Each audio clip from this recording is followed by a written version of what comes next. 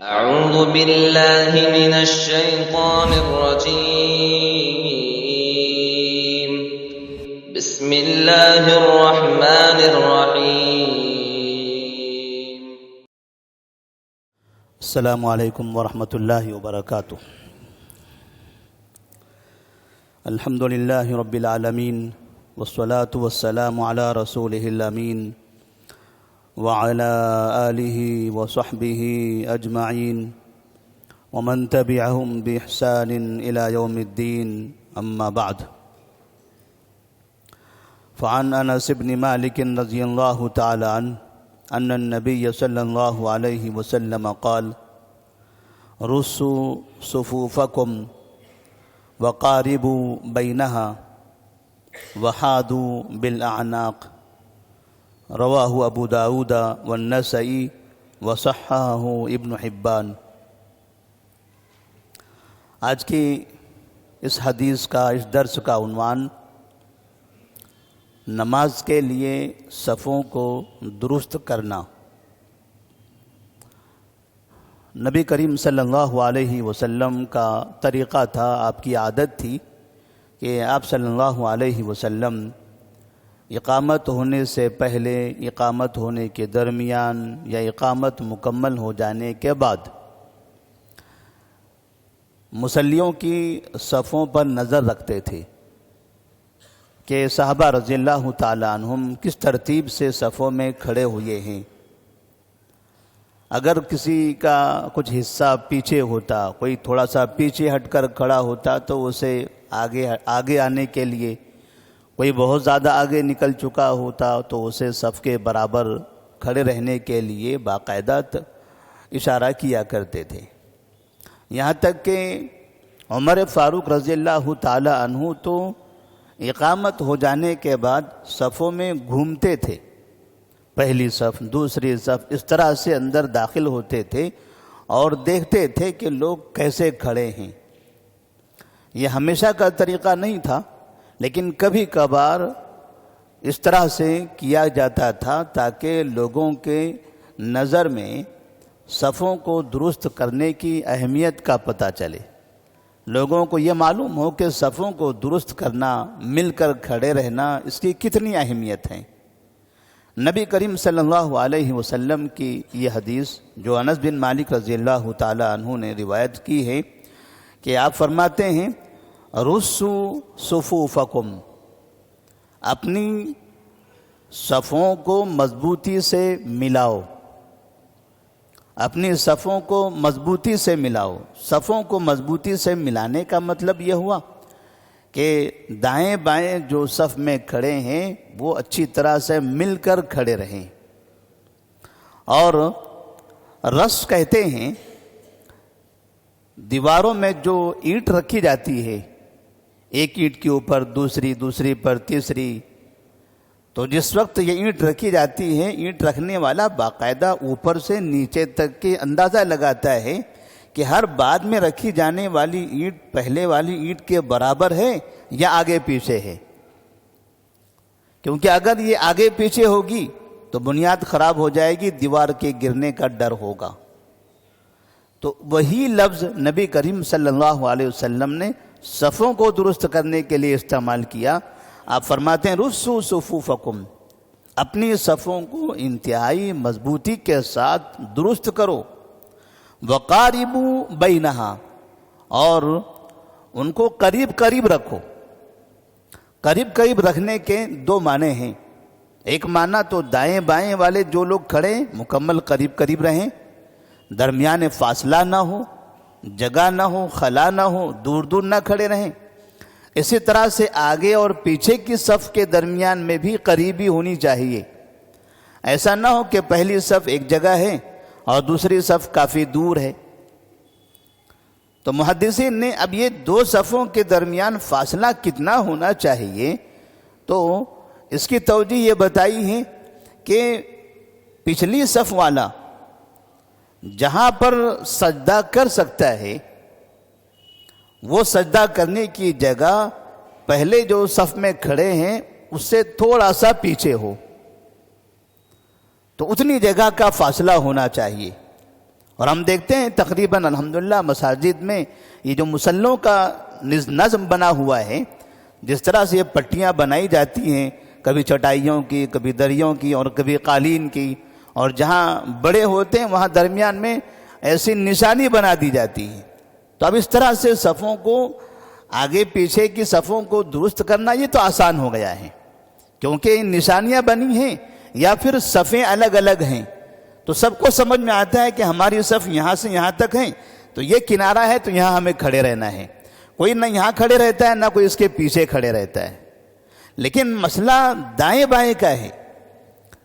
جب صفوں میں کھڑے ہوتے ہیں دائیں بائیں کے درمیان میں فاصلہ بہت زیادہ ہوتا ہے، تو آپ نے فرمایا وحادوا بالاعناق، اور اپنی گردنوں کو برابر کرو.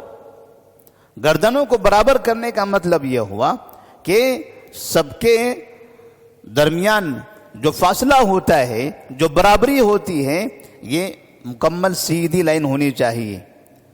جیسے کبھی جنازے کی نماز میں دیکھا جاتا ہے، جنازے کی نماز میں لوگ کیا کرتے ہیں کہ صفوں کا اہتمام نہیں کرتے، صفوں کو چھوڑ کر آگے پیچھے نزدیک آ کر کھڑے ہو جاتے ہیں، اور اس کا نقصان اتنا زیادہ ہوتا ہے کہ کبھی بھی صفیں درست نہیں ہوتی. حتیٰ کہ مسجد میں جتنے مصلیان ہوتے ہیں، اگر 20 مصلے ہیں، 20 صفیں ہیں، 5 صفوں میں لوگوں نے نماز پڑھی ہے، نماز کے بعد جنازے کی نماز ہے، اب یہ بجائے 5 صفوں میں کھڑے رہنے کے یہ سب کے سب 2 صفوں میں آ کر مل جاتے ہیں، ایک دم نزدیک آ جاتے ہیں. حالانکہ جگہ ہے، جو صف تھی اسی صف میں کھڑے ہو گئے تو مسئلہ ہی ختم تھا. لیکن ایک صف میں 2 اور 3 صفیں بنا دیتے ہیں، اور پھر ادھر ادھر کہتے ہیں ادھر صحیح کرو، ادھر صحیح کرو، آگے آ جاؤ، پیچھے آ جاؤ. پتہ چلتا ہے کوئی بھی نماز ختم ہو جاتی، کبھی 10 صف درست نہیں ہوتی. تو عمومی طور پر یہ دیکھا جاتا ہے کہ جنازے کی نمازیں کبھی بھی صفیں درست کر کے ادا نہیں کی جاتی. تو آپ نے فرمایا وحادوا بالاعناق، گردنوں کو برابر کرو. اس حدیث کو امام ابو داؤد اور امام نسائی رحمہ اللہ نے روایت کیا ہے. صفوں کو درست کرنے کے سلسلے میں نبی کریم صلی اللہ علیہ وسلم کے کئی فرامین ہیں، جن میں سے آپ نے ایک مرتبہ فرمایا تھا سووا صفوفکم، لوگوں اپنے صفوں کو درست کرو، فإن تسویۃ الصفوف من تمام الصلاۃ، اس لیے کہ صفوں کو درست کرنا یہ نماز کے اتمام میں سے ہیں، اس سے نماز آپ کی مکمل ہوتی ہے. ورنہ صفیں اگر درست نہ ہوں تو نماز نامکمل ہوگی.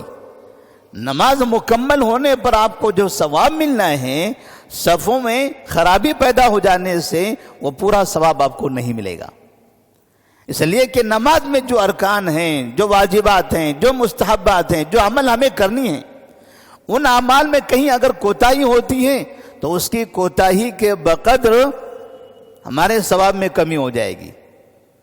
تو تمام کے تمام لوازمات، واجبات، مستحبات اگر ہم مکمل کرتے ہیں تب ایسی صورت میں پھر ہمیں نماز کا مکمل ثواب ملتا ہے.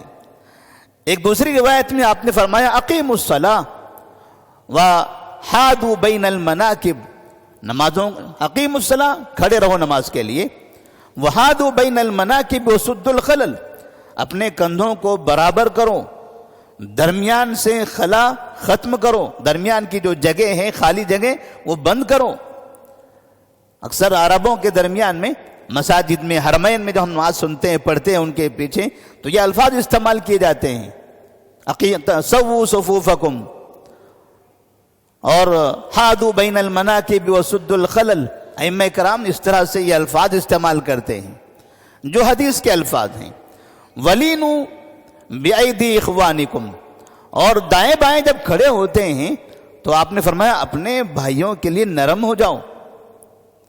جب دائیں بائیں کھڑے ہوں ہم کسی کے تو ایسا نہ ہو کہ کبھی دائیں والے کو دبا رہے ہیں، کبھی بائیں والے کو دبا رہے ہیں، اور کبھی جب ہاتھ باندھتے ہیں تو ایسے باندھتے ہیں کہ یہ ان کے کندھے پر، یہ ان کی ٹھڈی پر، یعنی اس طرح سے سجدے میں جا رہے ہیں تو اس کو ادھر کر دے رہے ہیں. جب بازو میں کوئی شخص کھڑا ہے تو ایسی صورت میں ان کا آپ کو خیال کرنا ہے. وَلِينُوا بِأَيْدِي إِخْوَانِكُمْ ولا تذروا فروجات للشیطان.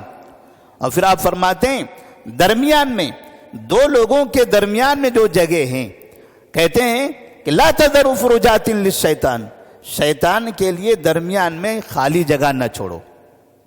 انس بن مالک رضی اللہ تعالیٰ عنہ کی ایک دوسری روایت ہے، ایک مرتبہ آپ صلی اللہ علیہ وسلم نے نماز کی تکمیل کے بعد آپ لوگوں سے خطاب کرتے فرمایا اقیموا صفوفکم، لوگوں صفوں کو درست کیا کرو. نماز ختم ہو گئی تھی، نماز کے بعد آپ نے لوگوں سے کہا کہ لوگوں نمازوں میں صفوں کو درست رکھا کرو.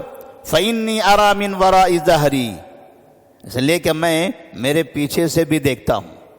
اللہ تبارک و تعالیٰ نے نبی کریم صلی اللہ علیہ وسلم کو کبھی ایسا اعجاز عطا فرمایا تھا، ایسا معجزہ عطا فرمایا تھا، کبھی کبھار آپ پیچھے کی چیز بھی دیکھ لیا کرتے تھے. تو چونکہ جب لوگ پہلے سے آتے تو آپ وہاں صفوں کو درست کرنے کا حکم دیتے. اب جو نماز شروع ہونے کے بعد آتے رہتے تو انہیں تو اب نہیں کہا جا سکتا تھا، تو آپ نے بعد والوں کو بھی تنبیہ کرنے کے لیے، اس لیے جب صفوں کو درست کرنے کے لیے کہا جاتا ہے تو وہی لوگ سنتے ہیں جو پہلے سے موجود ہوں، جو بعد میں آتے ہیں وہ تو سنتے ہی نہیں ہیں. اس لیے آپ نے باقاعدہ کبھی نماز کے بعد بھی کہا کہ لوگوں نمازوں میں صفوں کو درست کرو. تو انس بن مالک رضی اللہ تعالیٰ عنہ فرماتے ہیں وَكَانَ أَحَدُنَا يَلْزِقُ مَنْكِبَهُ بِمَنْكِبِ صَاحِبِهِ وَقَدَمَهُ بِقَدَمِهِ. لہذا ہم لوگ جب کھڑے رہتے تھے، انس بن مالک رضی اللہ تعالیٰ عنہ کہتے ہیں ہم جب کھڑے رہتے تھے تو ہم لوگ اپنا کندھا بازو والے کے کندھے سے ملاتے تھے، اپنے قدم بازو والے کے قدم سے ملاتے تھے. صحیح بخاری کی روایت ہے.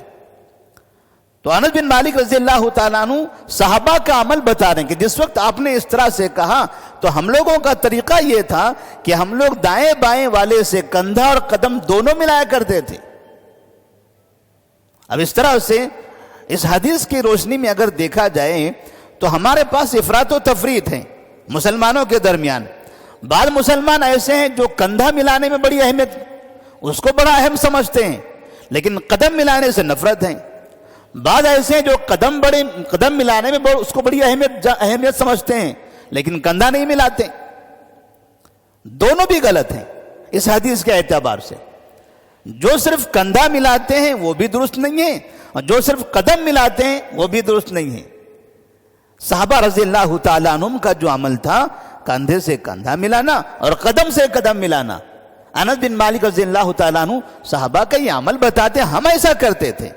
جب اس طرح سے مل کر کھڑے ہوں گے اوپر سے بھی اور نیچے سے بھی، تب ایسی صورت میں یہ صفوں کو مضبوط کرنا ہوگا. اور آپ نے کہا رسو صفوفکم، جیسے ایک اینٹ دوسری اینٹ سے مکمل مل جاتی ہے ایسے آپ صفوں کو مضبوط رکھو. تو نہ دو آدمیوں کے درمیان جگہ خالی رکھنی ہے، اور جو ایک دوسری بیماری ہے کہ پیروں کے بیچ میں کی جگہ خالی رکھنا، پیروں کو چوڑا کرنا، یہ بھی درست نہیں ہے. بار بار اس پر تنبیہ کی جاتی ہے کہ جب بھی آپ پیر زیادہ پھیلاتے ہیں پیر تو آپ کے مل جائیں گے، کندھے آپ کے نہیں ملیں گے. تو حدیث کے ایک حصے پر آپ کا عمل ہوگا، دوسرے حصے پر آپ کا عمل نہیں ہوگا. جو لوگ کندھا ملاتے ہیں پیر نہیں ملاتے، وہ حدیث کے آدھے ٹکڑے پر عمل کرتے ہیں اور آدھے ٹکڑے پر عمل نہیں کرتے. تو اس طرح سے آدھی آدھی باتوں پر نبی کی عمل کرنا یہ مناسب نہیں ہے.